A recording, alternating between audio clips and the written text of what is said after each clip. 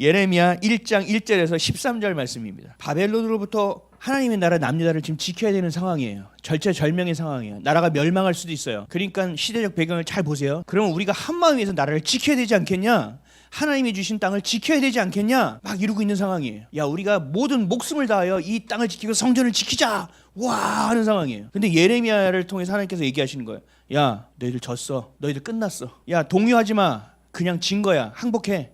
하나님 말씀하셨잖아요. 니네가 말을 했는데 듣지 않았다고. 그래서 하나님께서 뭐라고 하셨어요? 내 종 바벨론의 왕 느부갓네살을 불러다가 이방인 우상을 섬기는 왕을 하나님 내 종이라고 말씀하셨어요. 얘를 써서라도 내가 너희들을 가만두지 않겠다. 내가 너희들을 징계하리라. 내가 너희들을 책망할 것이다. 그래서 너희들이 지금 망할 거야. 그래서 포로로 잡혀갈 거거든. 70년에 다시 돌아올 거야. 이게 하나님의 약속대로 하나님 하신다. 지금 이 얘기를 하고 계시는 거예요. 생각해 보세요. 나라를 지키자. 이제 우리는 마지막이다. 힘을 다해야 한다. 목숨을 다해야 한다. 근데 예레미야가 아니 우리 끝났어. 그럼 여러분들 어떨까요? 예레미야를 한번 생각해 보세요. 예레미야가 좋아 보여요? 매국노처럼 보이지 않을까요? 와 지금 분위기 완전 깨네. 와 진짜 지금 흐름을 못 읽네. 야 하나님이 주신 나라인데 쟤 어디서 뚱딴지 같은 소리를 하고 앉았냐? 야 쟤 누구야? 야 내려 돌 던져. 별일을 다 겪습니다. 나중에 예레미야가 치욕과 순환을 겪습니다. 생각해 보세요. 지금 예레미야가 얘기하는 건 신성 모독처럼 들린다니까요. 이들에게는. 여러분들도 생각해 보세요. 지금 내 상황과 내 형편 상황에서 하나님은 이렇게 해주셔야 되는데 도리어 하나님은 나를 끄집어당겨서 내려버리시네. 그럼 여러분 생각은 어떨까요? 여러분은 시드기야 같은 자가 되는 것입니다. 여러분 하나님의 뜻을 모르는 미련한 백성과 같은 모습이 되는 것입니다. 내가 듣고 싶은 얘기를 들어서는 안 돼요. 하나님이 뭘 얘기하시는지를 들어야 된다는 겁니다. 그리스도인들은 하나님께 속해 있는 존재예요. 여러분들의 머리가 그리스도라고 여러분 다 알고 있지 않습니까? 근데 왜 머리가 말하는 대로 따르지는 않는 거예요? 대다수가 외친다니까요. 야, 저 예레미야 내려라. 그런 중에 거짓 선지자가 딱 단에 올라옵니다. 이름은 하나냐. 많은 거짓 선지자들이 올라와서 이렇게 얘기합니다. 여호와 하나님이 이 나라를 지켜주실 것이다. 우와. 시드기야를 하나님께서 사용하실 것이다. 우와. 바벨론은 하나님이 예전에 기둥을 통하여 또 여호수아를 통하여 이 민족을 멸하였던 것처럼 우리에게 그런 힘을 주실 것이다. 우와.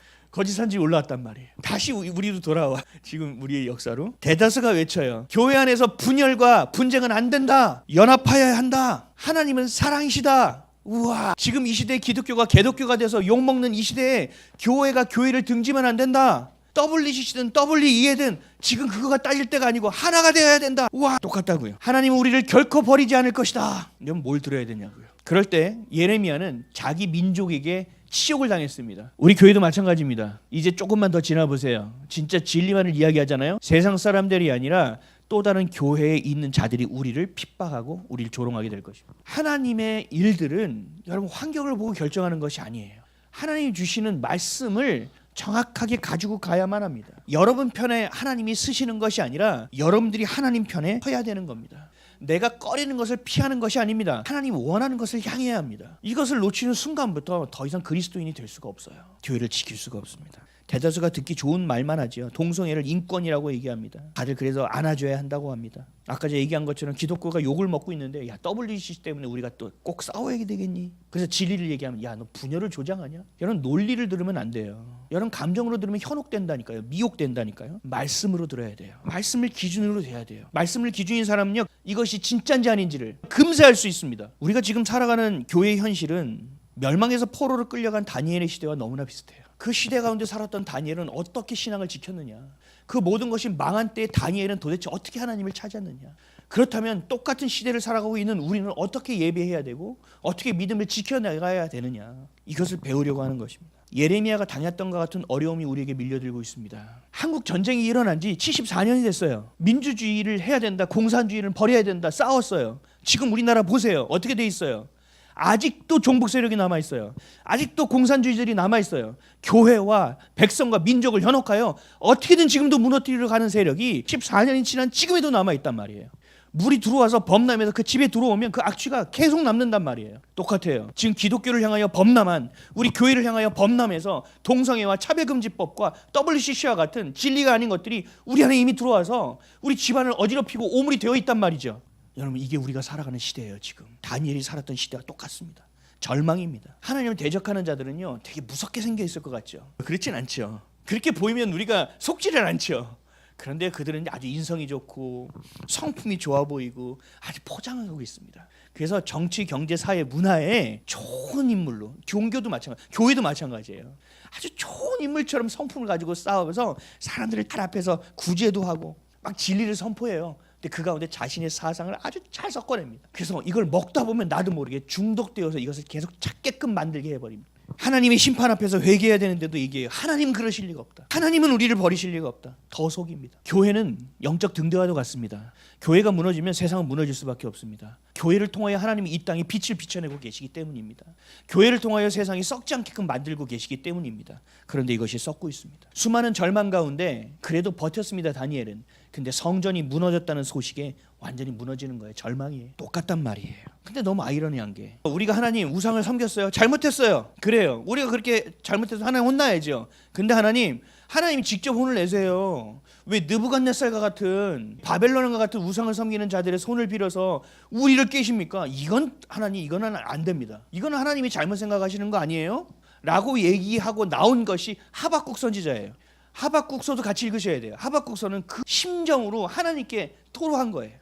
하박국이 1장 12절에서 13절입니다. 선지자가 이르되 여호와 나의 하나님 나의 거룩한 이시여 주께서는 만세 전부터 계시지 아니하시니까 우리가 사망에 이르지 아니하리이다. 여호와여 주께서 심판하기 위하여 그들을 두셨나이다. 반석이시여 주께서 경계하기 위하여 그들을 세우셨나이다. 주께서 눈을 정결하게 하심으로 악을 참아보지 못하시며 패역을 참아보지 못하시거늘 어찌하여 거짓된 자들을 방관하시며 악인이 자기보다 의로운 사람을 삼키는데도 잠잠하시나이까. 아멘. 이게 그리스도인으로서 어떻게든 선하게 살려고 하잖아요. 어떻게든 선한 영향을 끼치려고 하잖아요. 하나님 뜻대로 살려고 하는데 저 나쁜 놈들은 나쁜 놈들끼리 어울리는데 왜 더 잘 되냔 말이야. 왜 돈을 더 많이 버냔 말이야. 왜 더 떵떵거리고 사냔 말이죠. 왜 우린 더 힘들어야 되냔 말이에요. 그래서 하박국이 이렇게 하나님께 이야기하고 있는 것입니다. 우리 코로나 시대도 마찬가지였습니다. 교회가 정확하게 타겟에 들어가서 정확하게 핍박을 받았습니다. 물론 하나님의 징계와 책망도 들어 있습니다. 그러나 그 정권 안에서 우리가 핍박을 받은 것은 명확한 사실입니다. 그럼 우리는 얘기하죠. 왜 저런 정권이 세워져서 이 믿는 우리의 교회가 핍박받아야 됩니까? 하박국 선지자가 했던 말과 똑같단 말이에요. 그럼 우리는 어떻게 해야 되냐는 거죠. 교회가 교회답지 못했기 때문입니다. 이스라엘 백성이요, 이스라엘 백성답지 못했다는 것입니다. 그 안에서도 그나마 그래도 기도하고 그 거룩함을 지켜온 사람들도 있겠지만 그 가운데 사는 그들은 보호하시며 하나님 그 거룩성을 지키기 위해 다시 한번 하나님 흩으시는 일을 하신다는 거죠. 하나님은 당신이 택하신 자녀를 버려두지 않습니다. 하나님이 택하신 자녀가 잘못되는 꼴을 절대 볼 수 없습니다. 우리 자녀들도 마찬가지입니다. 잘못된 길을 가? 안 돼. 자녀를 혼냅니다. 혼내고 나서 방에 들어와서 나 오늘 진짜 잘 혼냈네. 오늘 진짜 스트레스 풀리네. 이런 부모가 있습니까? 자녀를 혼내고 나면 자기의 마음이 더 괴롭습니다. 하나님은 안 그러실까요? 그럼에도 불구하고 느부갓네살을 붙여서 하나님의 나라를 무너뜨리시고 그 성전을 무너뜨리시는 하나님의 심령, 지금도 마찬가지예요. 동일한 시대. 하나님이 이 교회를 그럼 하나님 어떻게 유지하고 어떻게 다음 세대에게, 예배의 세대에게 주고 싶으신가? 이 배도와 배교가 끊이지 않는 이 시대 가운데 어떻게 이것을 이어가게끔 하시는 하나님의 뜻이 어디 있느냐? 우리는 하박국처럼 주님께 묻고 또 물어야 한다는 것입니다. 절망이에요. 근데 여기서 역전이 있어요. 여러분 망했어요. 절망이에요. 포로 잡혔어요. 전쟁이에요. 이산가족이에요. 부모도 없어요. 생사를 알 수도 없어요. 우상을 섬겨야 돼요. 이 상황. 교회가 무너졌어요. 엉망이에요. 진리를 얘기하면 욕먹어야 돼요. 완전히 엉망진창이에요. 한국에다가 막 로잔 대회든 대회든 다 쓰레기들을 다 들고 들어와요. 절망이시는 사실이에요. 지금 우리가 맞닥뜨린 현실도 사실이에요. 이걸 밀어내고 없다고 여긴다고 그렇게 되지 않아요. 근데 중요한 건 그 일조차도 하나님이 주관하고 계시다는 사실입니다. 하나님은 이 역사를 통해서도 우리에게 말씀하고 계시는 것이 있다는 얘기, 우리를 살리고자 하는 일이라는 거예요. 여러분들이 영적으로 더 민감하지 않으면 살아남을 수 없는 시대입니다. 주님과 더 가까이 해야 합니다. 주님을 예배하는 삶을 살 수 있어야 됩니다. 그리고 그 이름을 놓치지 말아야 합니다. 나를 위한 삶이 아니라 하나님을 위한 삶을 사십시오. 내 꿈을 이루는 것이 아니라 하나님의 꿈에 참여하고 동참하는 자들이 되십시오. 내 편에 서달라고 기도하는 것이 아니라 하나님의 편에 서는 자들이 되십시오. 그럴 때 우리는 다니엘과 같은 영성으로 절망과의 시대 가운데 소망의 빛을 비추며 살아가는 우리가 될 것입니다. 그렇게 되는 저와 여러분 되시기를 예수 그리스도의 이름으로 간절히 축복합니다.